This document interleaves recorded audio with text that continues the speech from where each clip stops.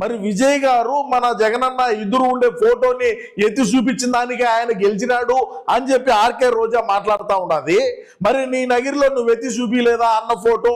అదేవిధంగా 175 నియోజకవర్గాల్లో కూడా అన్న ఫోటోని ఎక్కడా కూడా ఎత్తి చూపించలేదా అని రాష్ట్రంలో ఉండే ప్రజానికో ఆలోచన చేస్తారు. మా ఆర్కే రోజా మన అన్నకి అంత తెలివి, అంత మేధస్సు, అంత విషయ పరిజ్ఞానం మన దగ్గర ఉండేటువంటి 175 మంది ఎవరైతే 175 నియోజకవర్గాల్లో ఎమ్మెల్యే క్యాండిడేట్లుగా ఉండేటువంటి వ్యక్తుల యొక్క వాళ్ళ ఆలోచన విధానం ఎట్లుంటుంది ఏందనేది రాష్ట్రంలో ఉండే ప్రజానికానికి తెలుసు. మనం ఎత్తి ఫోటోలు ఏదో అనుకుంటారు, మనం ఎత్తి ఫోటోలు చూపించినంత మాత్రాన మనకాడ ఓట్లు పడినాయని చెప్పి నువ్వు చెప్తా ఉంటే మరి జనాలు దేంతో నవ్వుతారనేది కూడా ఆలోచన చెయ్యి. మరి నీ నగిరిలో నువ్వు ఎత్తి చూపించలేదా మన జగనన్న ఫోటోని? మరి నువ్వు దేనికి రెండో రౌండ్లోనే నువ్వు చెన్నైకి మారిపోవడం జరిగింది?